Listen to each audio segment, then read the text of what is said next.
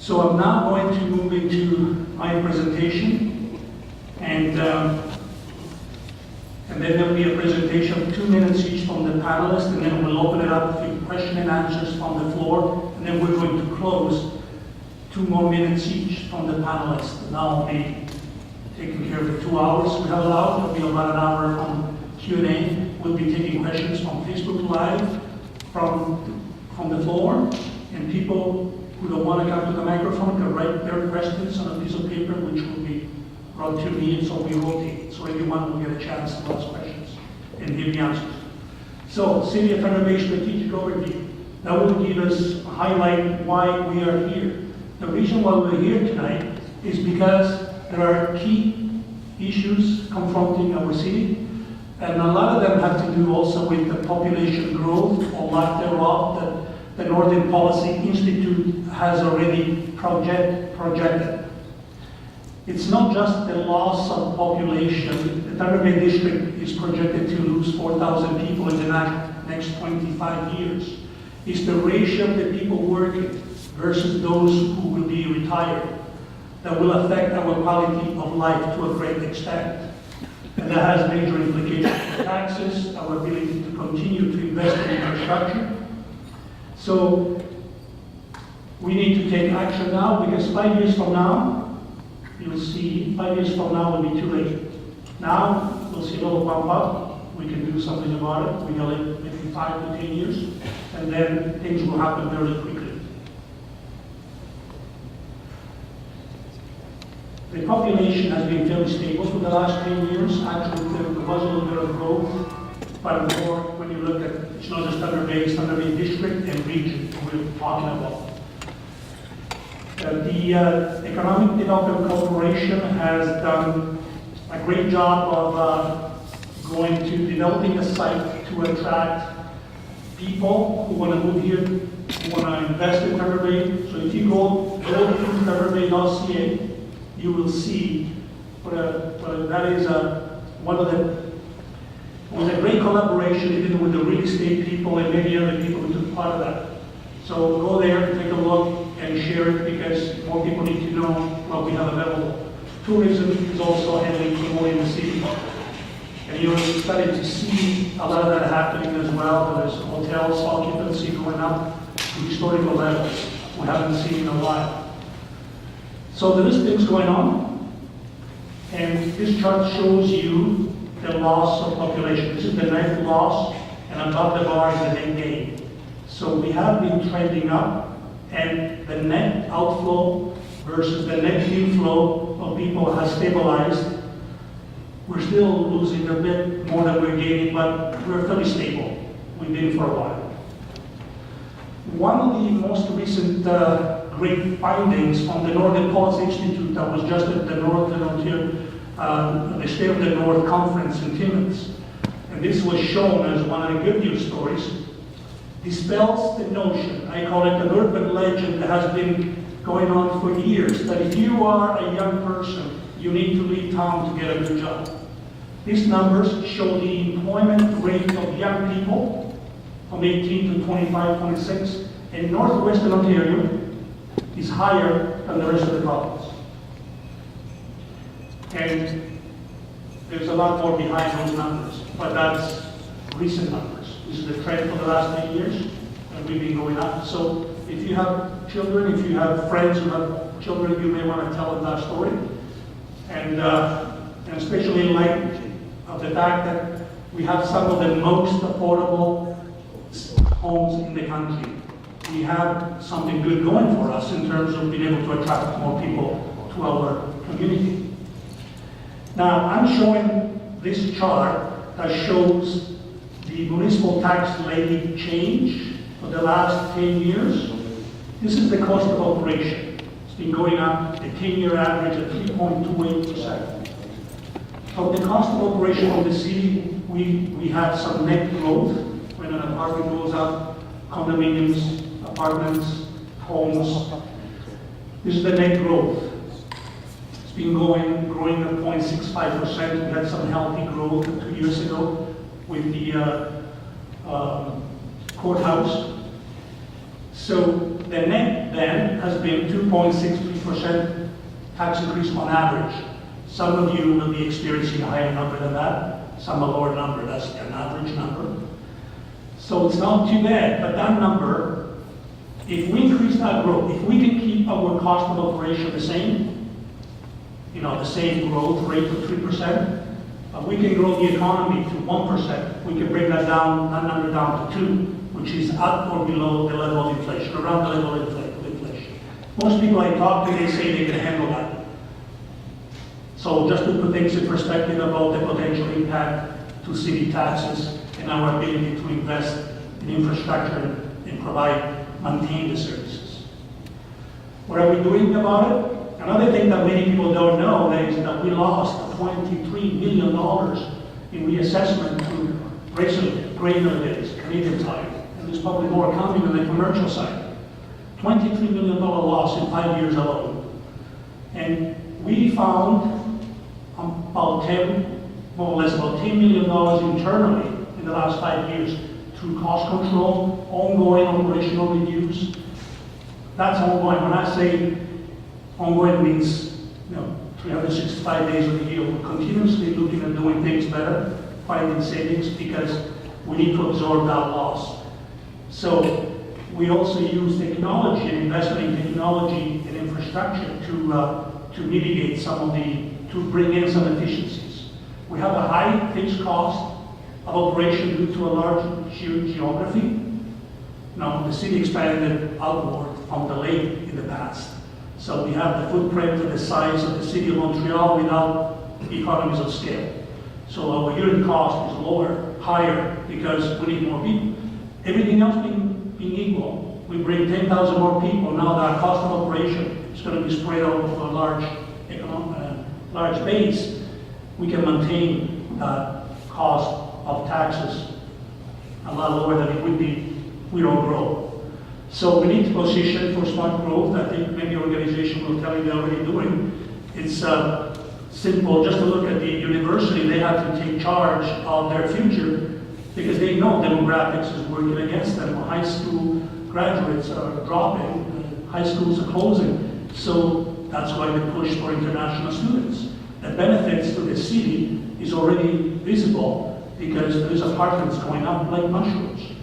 Given that we're a stable population, what are these apartments going up for? They're changing demographics, but there's also a healthy inflow of international students that are already making a positive contribution to our economy. And also the city is reviewing the cost of urban sprawl. We need to have the best possible intelligence to determine where development should be in a smart, planned way, so that infilling obviously is the first option. And we know now that 50% of development is occurring within the city, in the urban area. And there was a perception that all the new development is going out in the suburban and rural area. That is not accurate. It's 50-50 right now. We need to find that balance and make sure that everybody is well positioned to grow in a healthy way. And we need that, cost of urban sprawl. We need to get a better handle on that cost so we can make better decisions. And last but not least is positioning for smart growth. And there'll be a lot more to talk about how that can happen. For example, TVTEL has been investing heavily in fiber optics. In 4 or 5 years, we'll have the city all connected through fiber optics. There's a limited potential there, and there'll be more talk about those from each panelist. I wanted to present this chart to show that we are where we are. If you own an average home, or if you own an executive home, we are on the high end. But for an average home, we are about average in the rest of the province of Ontario for taxes. We're not out of line. The problem is when you go into an executive home, it is more towards this end here. So we are mindful of that, but there are reasons why, and it's because the industrial tax base has dropped, has almost disappeared. We were close to $20 million. We're down to 3 point something. We basically lost our industrial base. We have 2 large employer manufacturers, and the port actually does employ close to 1,000 people. A lot of people don't know that, but we lost quite a bit over there. Commercial has growing healthily. Who's going to pick up the slack? Residential. So we need to do more there to attract more investments, and here.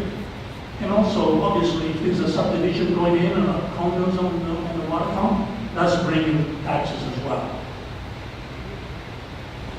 The assessment, you can see the big hit was in 2014. The yellow is the loss in industrial, large industrial. There has been some good growth in commercial and residential, but although we lost most of the industrial. Everything else being equal, this is the projected tax levy increase. That number is changing all the time, but we're looking at about 3% with a growth projection of 1.5 million. It can changes from month to month as things are changing. We forecast additional assessment, additional growth a couple of years in advance, so we have an idea. That is why we can project that there's a net growth of 1.5 million. But if that was 2, 2.5, or 3 million growth, that's money we don't need to go to the taxpayer for. Another chart from the Northern Policy Institute in Northwestern Ontario. Here, we are over-reliant on government investment. Okay? Compared to the rest of the province or Northeastern. Northwestern Ontario is 50% of the investment is coming from government. What does that tell you? It's good when there's a recession because that's like a shock absorber. But we need to invest in small, medium-sized enterprises, business investment, so they can help grow the economy. There's all kinds of opportunities in mining, and I know Doug Murray from CDC will talk more about it. Tremendous opportunities for growth there. They're already occurring. And there is an action plan for the future from the point of view of our economic development agency. People ask me all the time. I guess they're waiting for some announcement, but there's a lot of work behind the scenes before the announcement takes place. You may have talked and spent countless hours talking to all kinds of potential investors. So you always see the announcement at the tail end. So again, at the end of the day, when we do our budget, it's a balancing act between the community goals and direction, the aspiration and desires of our community, our citizens, and their ability to pay, which is the budget process. So that's my presentation. I now invite the panelists to take their seats, and we're going to open it up to their 2-minute presentation each. Please go ahead.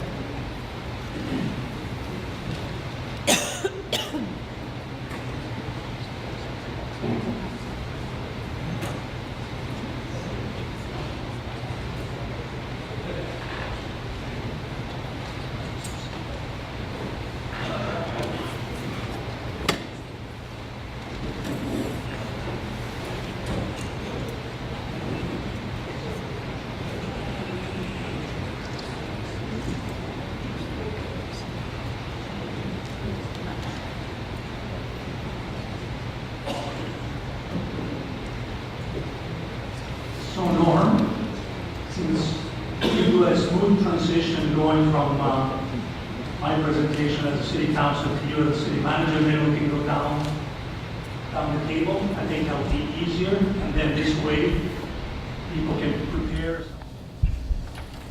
Ed Collins, Manager of Economic Development for Pulian First Nation. Dave Tokatai, President and CEO of T-Baytel. And Amanda Jordan, VP of Human Resources, Thunder Bay Regional Health Science Center. Thank you everyone for joining us this evening.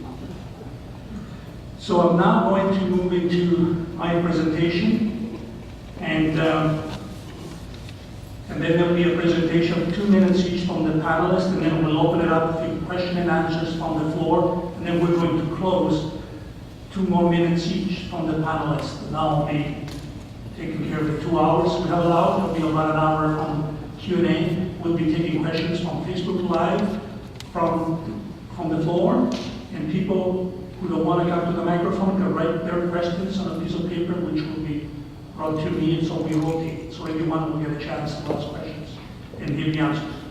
So, City of Thunder Bay Strategic Overview. That will give us a highlight why we are here. The reason why we're here tonight is because there are key issues confronting our city, and a lot of them have to do also with the population growth or lack thereof that the Northern Policy Institute has already projected. It's not just the loss of population. The Thunder Bay District is projected to lose 4,000 people in the next 25 years. It's the ratio of the people working versus those who will be retired that will affect our quality of life to a great extent. And that has major implications for taxes, our ability to continue to invest in infrastructure. So we need to take action now, because 5 years from now, you'll see 5 years from now will be too late. Now, we'll see a little bump up. We can do something about it. We got maybe 5 to 10 years, and then things will happen very quickly. The population has been fairly stable for the last 10 years. Actually, there was a little bit of growth, but more when you look at, it's not just Thunder Bay, it's Thunder Bay District and region we're talking about. The Economic Development Corporation has done a great job of going to developing a site to attract people who want to move here, who want to invest in Thunder Bay. So if you go to thunderbay.ca, you will see that is one of the, it was a great collaboration even with the real estate people and many other people who took part of that. So go there, take a look, and share it, because more people need to know what we have available. Tourism is also heavily promoting the city. And you're starting to see a lot of that happening as well. There's hotels occupancy going up to historical levels we haven't seen in a while. So there is things going on, and this chart shows you the loss of population. This is the net loss, and above the bar is the net gain. So we have been trending up, and the net outflow versus the net inflow of people has stabilized. We're still losing a bit more than we're gaining, but we're fairly stable. We've been for a while.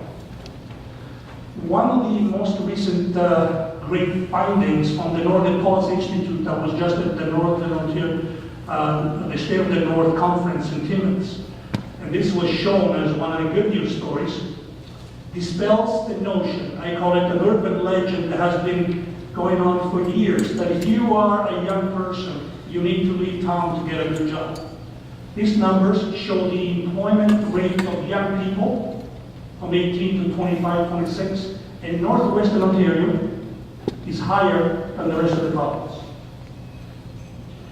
And there's a lot more behind those numbers, but that's recent numbers. This is the trend for the last 10 years, and we've been going up. So if you have children, if you have friends who have children, you may want to tell them that story. And especially in light of the fact that we have some of the most affordable homes in the country. We have something good going for us in terms of being able to attract more people to our community. Now, I'm showing this chart that shows the municipal tax levy change for the last 10 years. This is the cost of operation. It's been going up, the 10-year average at 3.28%. From the cost of operation of the city, we have some net growth when an apartment goes up, condominiums, apartments, homes. This is the net growth. It's been growing at 0.65%. We had some healthy growth 2 years ago with the courthouse. So the net then has been 2.63% tax increase on average. Some of you will be experiencing a higher number than that, some a lower number. That's an average number. So it's not too bad, but that number, if we increase that growth, if we can keep our cost of operation the same, the same growth rate of 3%, we can grow the economy to 1%. We can bring that number down to 2%, which is up or below the level of inflation, around the level of inflation. Most people I talk to, they say they can handle that. So just to put things in perspective about the potential impact to city taxes and our ability to invest in infrastructure and maintain the services.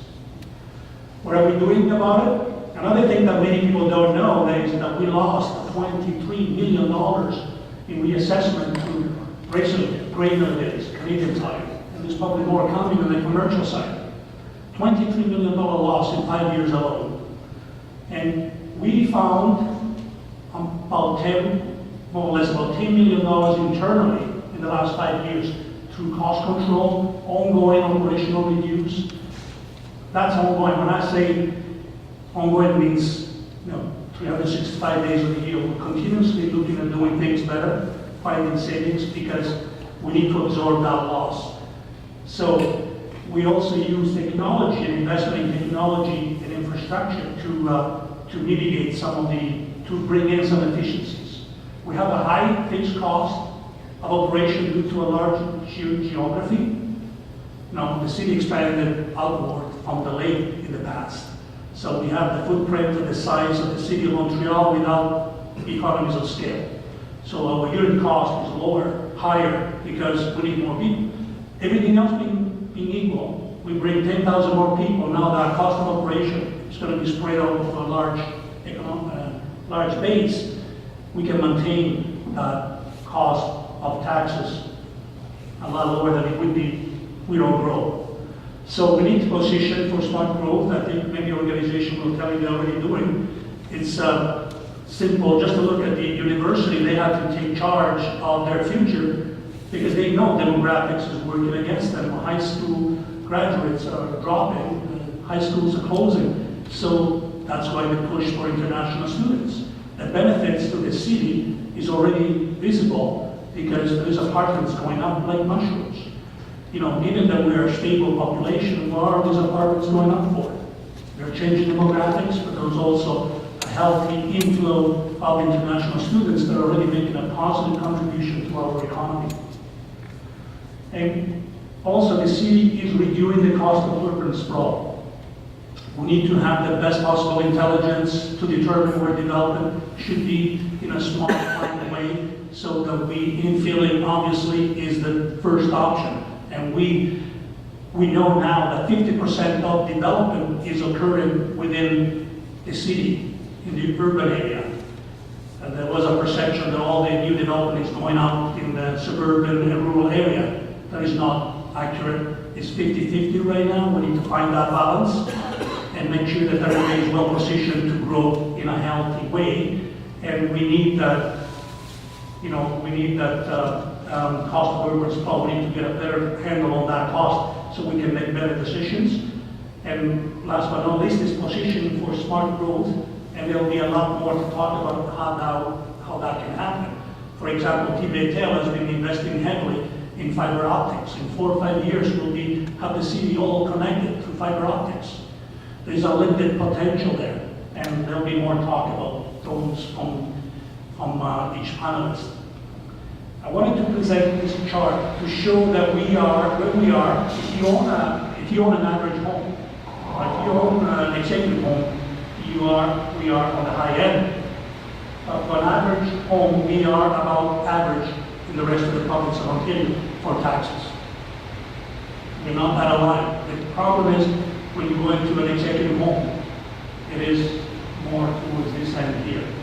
So we are mindful of that, but there are reasons why, and it's because the industrial tax base has dropped, has almost disappeared. We were close to $20 million. We're down to 3 point something. We basically lost our industrial base. We have 2 large employer manufacturing, and the port actually does employ close to 1,000 people. A lot of people don't know that, but we lost quite a bit over there. Commercial has growing healthily. Who's going to pick up the slack? Residential.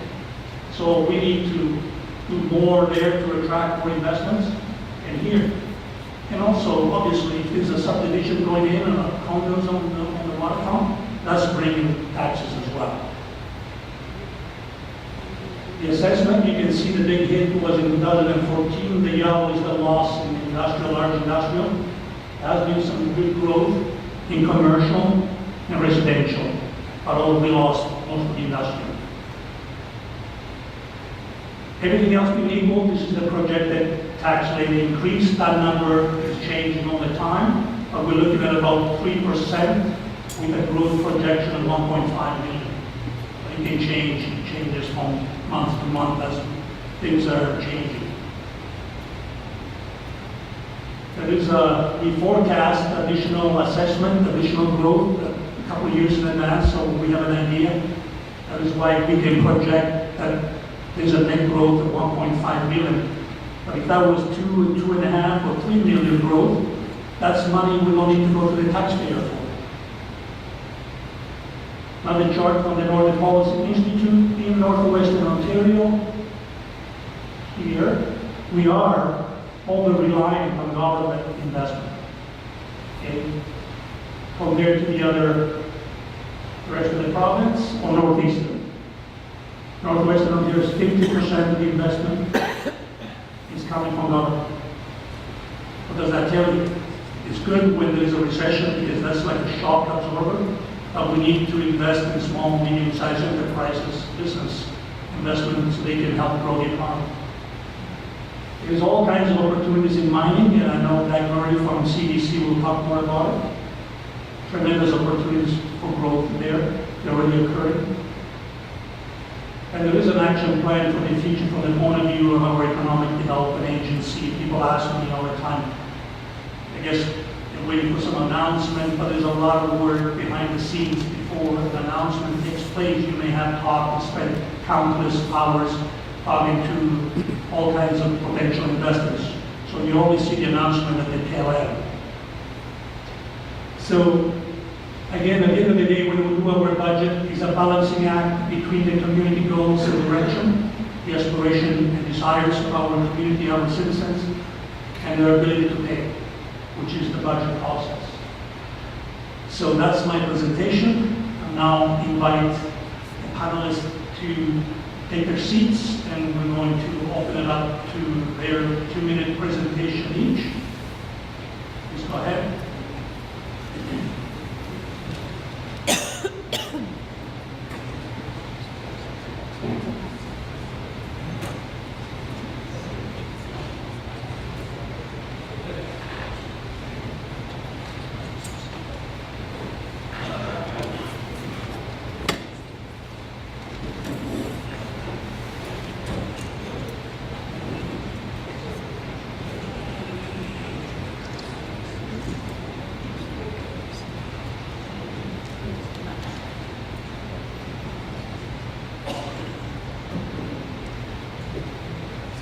So Norm, since we do a smooth transition going from my presentation as a city councilor to you as a city manager, then we can go down the table. I think that will be easier, and then this way people can prepare.